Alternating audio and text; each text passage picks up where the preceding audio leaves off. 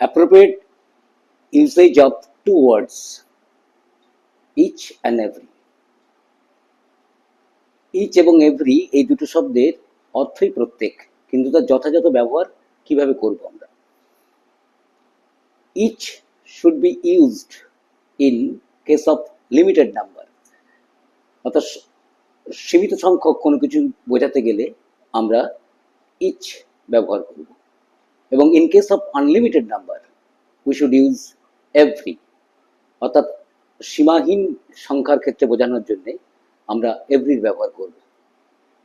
each of the boys should attend here, তখন বোঝা যাচ্ছে সীমিত সংখ্যার মধ্যে কয়েকটা ছেলে আছে, তাদের মধ্যে প্রত্যেকে আসতে বলা হচ্ছে।